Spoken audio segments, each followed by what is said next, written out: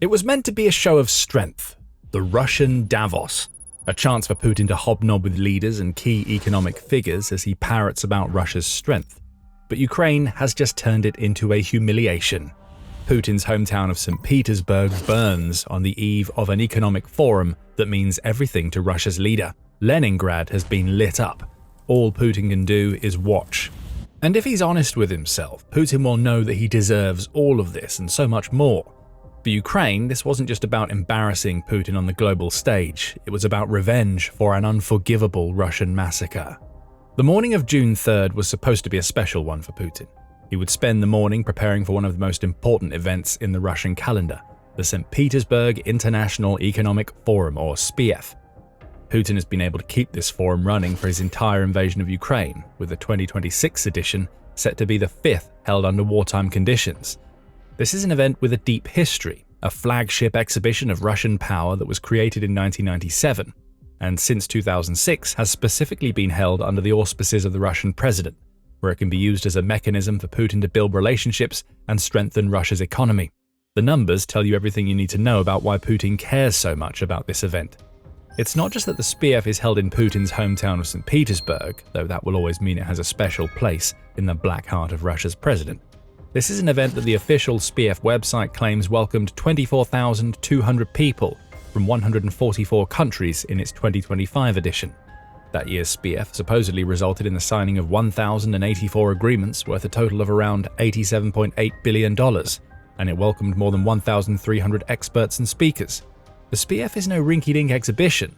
It's vital for Putin as he tries to create the narrative that Russia is still a vital global economic power. And the 2026 SPIEF is going to be even more important than usual. Among the guests from more than 130 countries that the BBC reports, there is a low-key US delegation in attendance. The delegation isn't large, but it's significant. A member of the Trump administration is going to be in attendance, marking the first time that a representative from the US has attended the event in several years, the Kyiv Independent reports. We're telling you all of this to hammer home the point that SPIEF 2026 is everything to Putin. Ukraine knew it. And on the very morning that Putin climbed out of bed and tried to prepare himself to meet business leaders and delegates from around the world, Ukraine struck deep into the heart of St. Petersburg. The morning of June 3rd saw the denizens of St. Petersburg awake to fire, smoke, and Ukrainian drone strikes. Putin had hoped that the war he started wouldn't be a topic of discussion. Now more than 20,000 attendees will be talking about nothing but that war. Plumes of smog all over St. Petersburg serve as a timely reminder that Putin's war still rages, even as he tries to ingratiate himself with the global elites. Russia's president was humiliated. A man who tries so hard to hide the damage that Ukraine is doing to his country can only watch as his homeland gets dismantled. Ukraine showed no mercy as its drones rained down on St. Petersburg during the early hours of June 3rd. The main target, as the Kyiv Post reports, was the JSC Petersburg oil terminal, which is one of the largest oil handling facilities in all of northwest Russia. An analysis of several eyewitness videos and accounts on the ground by Astra has confirmed that this was the site of Putin's humiliation, and Ukraine couldn't have chosen a better target to hit during a day when Russia is supposed to be projecting economic strength and making business deals. The burning terminal is only 17 kilometers away from the Expo Forum Convention Center, where SPIEF 2026 is taking place. That is as purposeful as everything else that Ukraine does. It means that there will be no escaping the visual of the smoke from the JSC Petersburg oil terminal for any of the attendees. Putin won't be able to claim that this is all business as usual. Those he's trying to court see with their own eyes what Putin's invasion is bringing to Russia. Economically, the burning port is also vital to Russia. The Kyiv Independent reports that it has a throughput of 12.5 million tons per year, making it one of Russia's largest fuel storage and export terminals. Petroleum products arrive by rail, river, and road to be shipped out across the world, likely to many of the countries that will be represented at SPIEF 2026. Maybe there were delegates at SPIEF 2026 who were thinking about making new oil deals with Putin. They'll be forced to think twice. You can't trust Russia to deliver on its oil promises when you have the image of a burning port seared into your head. Russia has jumped straight into damage control mode. Alexander Drozdenko, who is the governor of the Leningrad Oblast and the man that Putin entrusts to maintain the narrative surrounding the Russian president's hometown, is already trying to turn Putin's humiliation into a story of Russian success. He claims that the St. Petersburg air defenses repelled Ukraine's attack, which he originally claimed involved 3 drones but later bumped up to 30 drones. It sounds to us like somebody can't get their story straight. Could the numbers be rising because Drozdenko has to find a way to explain why there is so much fire and smoke in St. Petersburg? Of course, we are no strangers to Russia's claims to have intercepted every drone that Ukraine sends into its territory. Drozdenko was at least smart enough to make no claims about drone debris just happening to strike the precise targets that Ukraine wanted to hit. But even if he had, it wouldn't have helped. For all of his claims of interceptions, he can't detract from the reality that SPIEF 2026 attendees can see. After all, that reality is already being plastered all over Russian social media. A nice little compilation of the catastrophe that Ukraine just inflicted on Putin has been shared by the Toronto TV Telegram channel. Video after video shows the aftermath. One shows a trio of smoke plumes rising from the JSC Petersburg oil terminal, telling us that several Ukrainian drones scored direct hits. Another shows a massive fire raging at the terminal, spewing out smog all over. Russian air defenses can be heard rattling off rounds in the background of this video, though the sound of a buzzing Ukrainian drone can still be heard once the firing is over. And in another video, we see the first from a different angle. It's massive, unmissable, a monument to the scale of the attack that Ukraine conducted against Putin's hometown. The same Telegram channel also offers another interesting snippet of information. By 6 a.m. on June 3rd, the Leningrad local authorities were claiming an attack by 50 drones. It looks like nobody in Russia can get the numbers straight. Ukraine's President Volodymyr Zelensky hasn't been shy about throwing a few extra eggs to join the ones that are already dripping down Putin's face. As the cronies who serve the Russian president try to spin their narratives, Zelensky has already taken to Telegram to confirm that Ukraine was behind the strike, and that it was as successful as it looks from the footage. There are good results of our long-range sanctions from the soldiers of the SBU, SBS, SSO, GUR, and the State Border Guard Service. Important objects on the territory of Russia were hit this night, Zelensky declared, before adding, among them is the St. Petersburg oil terminal.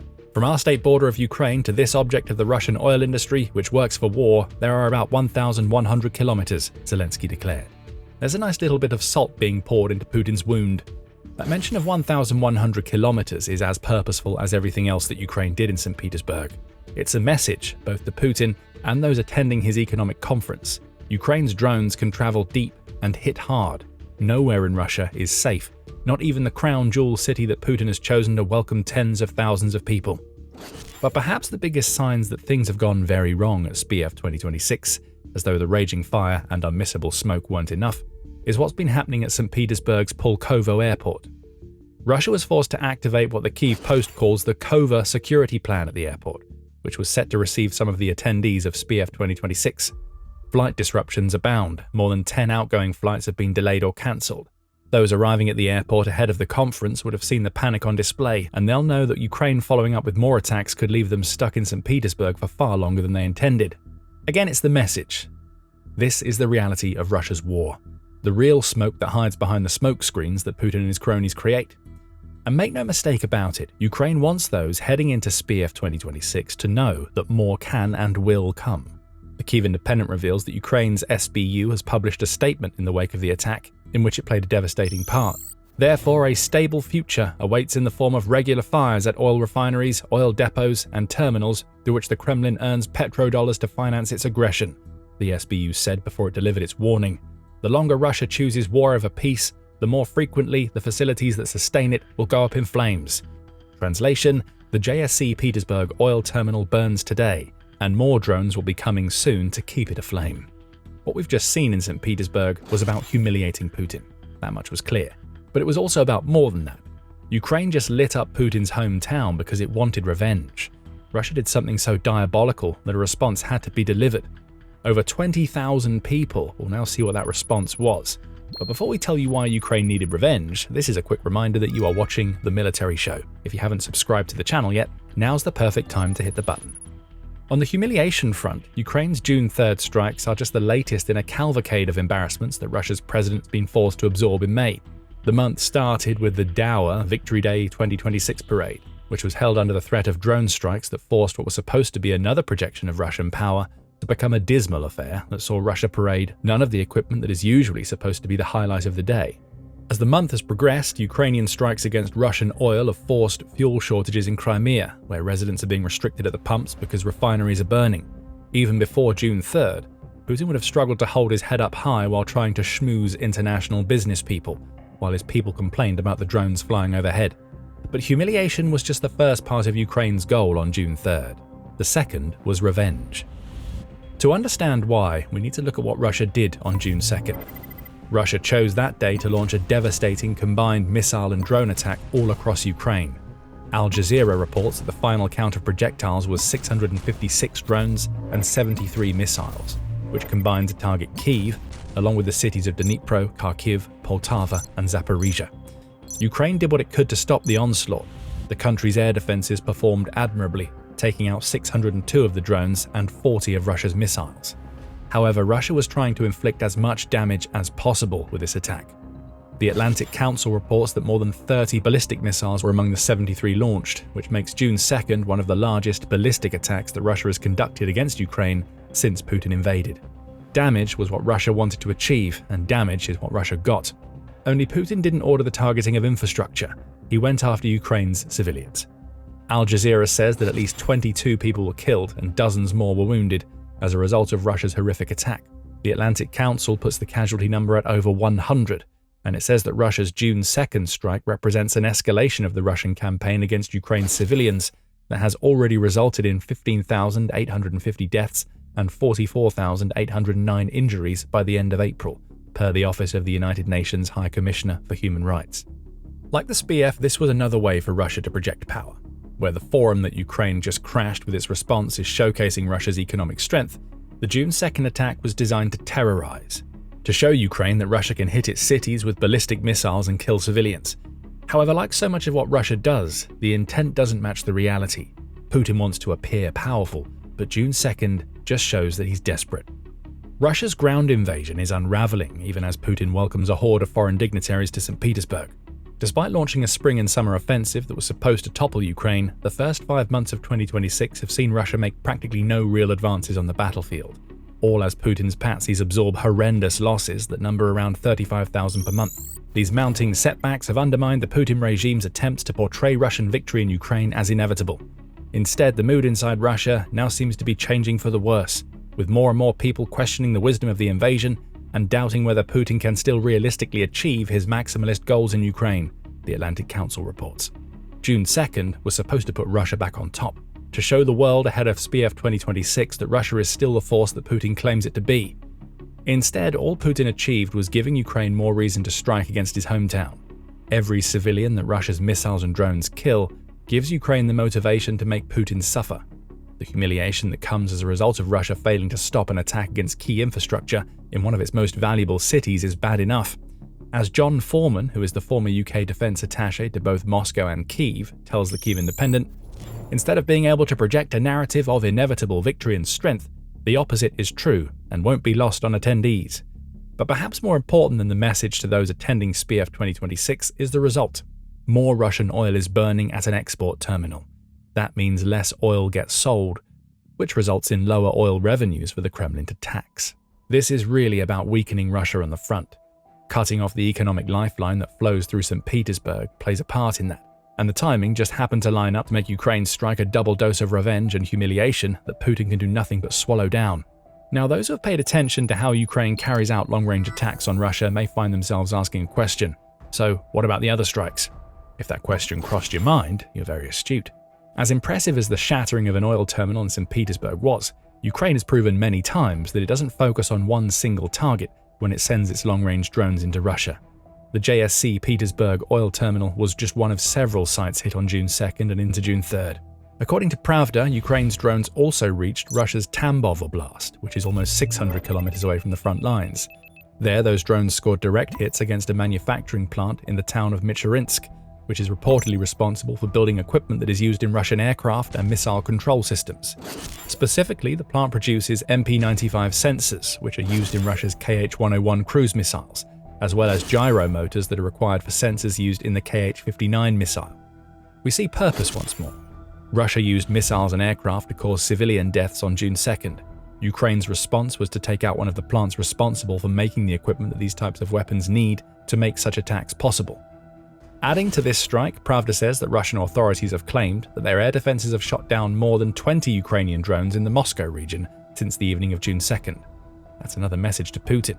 The bulk of the damage may have been done in the Russian president's hometown, but Ukraine also wants Putin to remember that it can use its drones to reach the very seat of the president's power.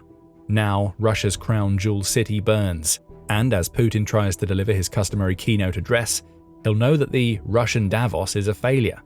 The flames and smoke have already been seen. Those attending the conference know that any attempt made by Putin to project strength is a lie. A city over 1,000 kilometers away from Ukraine has just been hit. That means nothing in Russia is safe, and the entire world now knows it. But frankly, fireballs engulfing Russia's most important cities is nothing new to Putin. What we just saw in St. Petersburg is one of many examples of the escalating long-range campaign that Ukraine is waging against Russia in 2026. Just a couple of weeks before, Ukraine did something similar.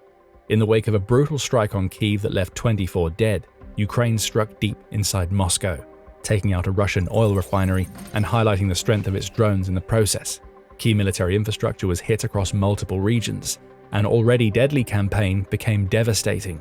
You can find out all about it if you watch our video. And if you enjoyed this video, make sure you hit subscribe so you never miss any of our reports on Ukraine's deep strikes in Russia. And thank you for watching.